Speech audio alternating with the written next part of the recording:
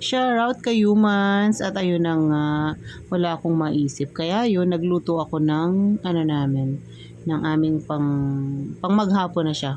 Ganun ako pag nagluluto pag maghapon na. Tapos, ayun, nag ako, magsisigang ako ng manok. Kaso, yung kaldero ko is maliit lang. Siguro yun mga 1 kilo yata yung wala siya yata 1 kilo. Kaya yun, nilagay ko na lang siya. Pero yung chop nung chicken ay pang fried chicken yung chop niya. Tapos, ayun, luto ko siya sa medyo maliit na kaldero. Akala ko pang saktuhan lang. Kaso hindi siya pwede. Kaya yun, nilipat ko siya sa malaki. Siyempre nga sinigang, di ba? Sasabawan pa, iapaw yun. Kaya yun, nilipat ko siya sa pangmalakasan ko na kaldero. Ayun lang. Tapos, ayun, ano ko lang yun, ginisa ko lang yun sa sibuyas at sa kamatis. Tapos, ayun, pinakulo ko lang siya na siguro kumulo yan mga after 10 to 15 minutes ganyan. Tapos nilagay ko na yung dalawa talaga. Sinigang with gabi kasi mas prepared ko yung gabi. Mas gusto ko yung malapot. Ayoko nung maasim na sinigang, ganun. Kaya nilagyan ko na ng na chicken cubes, ganun.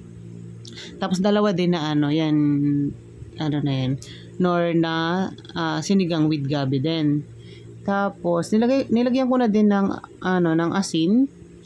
Ayan, hinahanap ko yung aking pangmalakasang kutsara na gold. Sana all gold. Ayan siya. Siguro mga isang ganyan. Malaki yan, parang yan pang serving spoon yan yung na yan. Yung gold na yan. Tapos after nun, syempre, ang white pepper. Yan. Walang available na black nung kaya yan na nabili ko. White pepper. Ayun. Ganun lang. Ganun, napakadali lang naman magluto ng sinigang. Isa siya sa walang hassle lutuin. Yun nga lang, maano lang siya. Matrabaho kasi ang dami mong gagayatin. Pero ang gulay ko dyan is dalawa lang. Talong lang siya at kangkong. Dinamihan ko ang kangkong, syempre mas mas marami dapat tayong kinakain ng mga green leafy, ganun.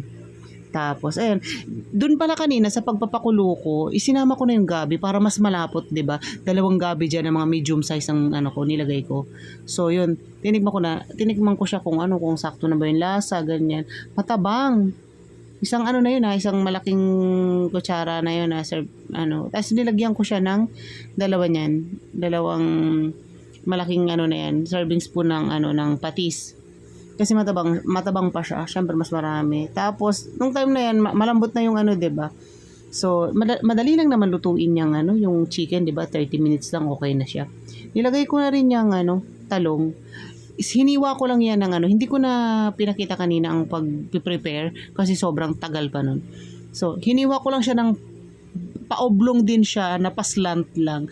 Kaya maninipis para mas mabiling mas mabilis siyang kainin, 'di ba?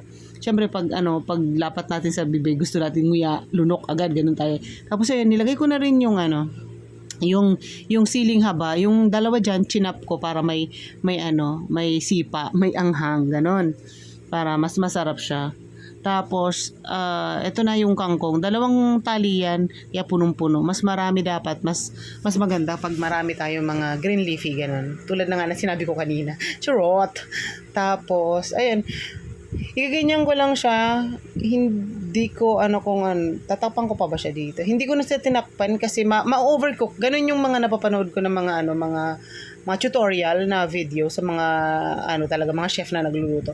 Hindi na dapat, 'di ba? Pag nilagay mo na yung sili at saka yung kangkong, hindi mo na siya dapat tinatakpan kasi mag-overcook. Tapos eto na siya, Viola! Sinigang-gang na chicken.